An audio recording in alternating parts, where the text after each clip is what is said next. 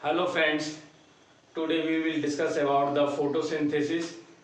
Photosynthesis में हम बहुत कुछ हमें जानना है, सीखना है।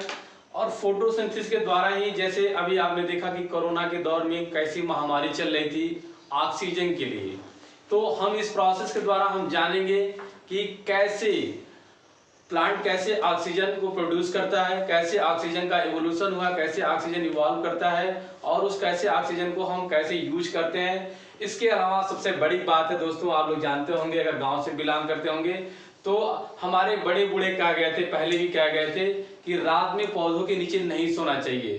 तो फिर उसका क्या लॉजिक है, क्यों मतलब कि रात में पौधे के नीचे क्यों नहीं सोना चाहिए, ये सब भी इस टॉपिक में हम बताएंगे आपको। तो शुरू करते हैं फोटोसिंथेसिस।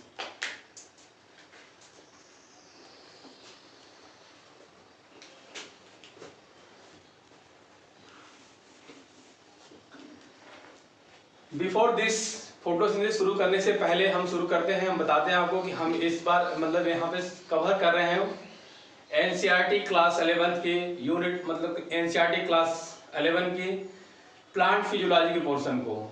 और इसके साथ साथ प्लांट फिजियोलॉजी के साथ हम लिविंग ऑर्गेनिज्म से भी शुरुआत करेंगे स्टार्टिंग से, और इसके साथ में पैरेलल हमारा चलेगा जेनेटिक्स से। तो इन तीनों का वीडियो आपको अल्टरनेट मिलता रहेगा साइट पे, इसमें कोई परेशान होने की बात नहीं है। लिविंग ऑर्गेनिज्म के बाद क्लासिफिकेशन, उसमें एक्सेट्रा जो भी चीजें हैं, प्लांट फिजियोलॉजी में और जेनेटिक्स में फिर अल्टरनेट वीडियो मिलता रहेगा।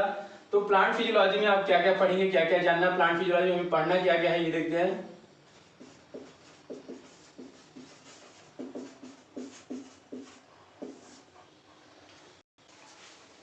ठीक है, तो प्लांट फिजियोलॉजी में हम कवर करेंगे क्या क्या पढ़ेंगे। ठीक है,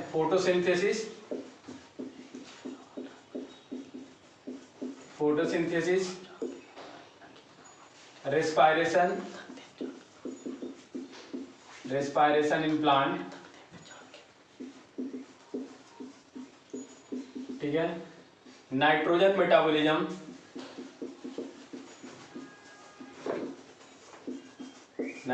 मेटाबॉलिज्म, या फिर इसी को बोलते हैं नाइट्रोजन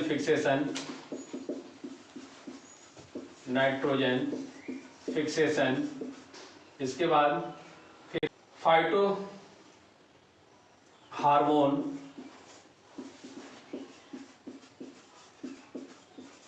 हार्मोन्स, या इसी को हम फिर देखते हैं plant growth and development,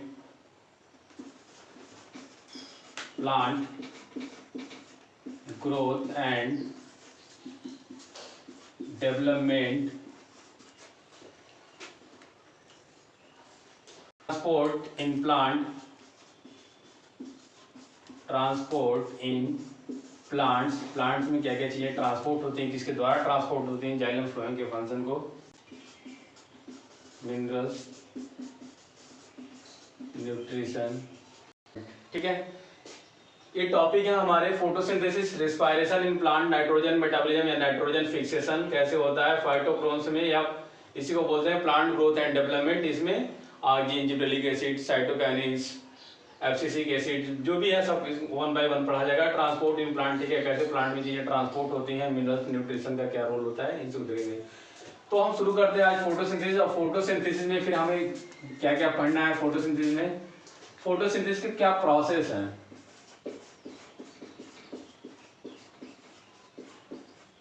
photosynthesis process, ठीक है। अब फोटोसिंथेसिस प्रोसेस होगा तो लाइट को एब्जॉर्ब करता है, तो कौन कौन से पिगमेंट होते हैं, तो फोटोसिंथेटिक पिगमेंट्स देखेंगे।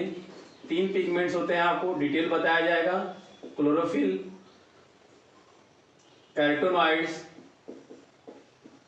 कैटोनॉइड्स और फाइकोविलेंस। मैकेनिज्म ऑफ फोटोसिंथेसिस, ठीक है। अब मैकेनिज्म ऑफ फोटोसिंथेसिस में हम पढ़ेंगे क्या, जेड रिएक्शन या जेड स्कीम, इसी को हम बोलते हैं लाइट रिएक्शन भी बोलते हैं। इस तरह से बिल्कुल जेड टाइप का डायग्राम बनता है, इसलिए वो बोलते हैं जेड स्कीम, ठीक है। इसके बाद से फिर डार्क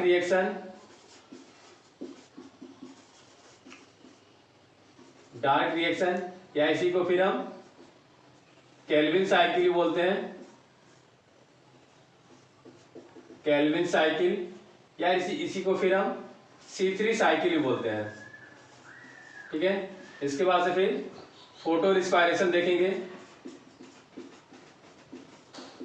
ठीक है, फोटो रिस्पायरेशन जिसको हम C2 साइकिल भी बोलते हैं। ठीक है, फोटो रिस्पायरेशन, फिर C4 साइकिल। ठीक है, C4 साइकिल, फिर कैम प्लांट। ठीक है, फिर इसके बाद तीनों का कंपेयर हम पढ़ेंगे। C3 C4 कैम का क्या अंतर होता है, compare between C3 C4 cam plant में। ठीक है, कौन कहाँ ग्रो करता है, कौन से C3 पौधे होते हैं, जैसे धान है, गेहूं है, ये कौन से पौधे हैं, C3 पौधे हैं। C4 है, जैसे गन्ना है, बाजरा है, आपका C4 हो गया। तो कैम है, यही आपको कंपेयर करके से एक चार्ट बनवाएंगे जो आपको बहुत अच्छे से समझ में आएगा कि एक C3 प्लांट है, एक कार्बन डाइऑक्साइड, एक CO2 मॉलिक्यूल को फिक्स करने के लिए कितनी उसे ATP और NADPH की जरूरत होती है, C4 को कितनी होती है, कैम को कितनी एनर्जी की जरूरत होती है। इसके बाद जो लास्ट पॉइंट है आपका, कौन कौन से फैक्टर हैं जो फोटोसिंथेसिस को अफेक्ट करते हैं, फैक्टर अफेक्टिंग फोटोसिंथेसिस। ठीक है, कौन कौन से फैक्टर हैं जो फोटोसिंथेसिस के प्रोसेस को अफेक्ट करते हैं। तो इतना हमें पढ़ना है, इतना हमें जानना है।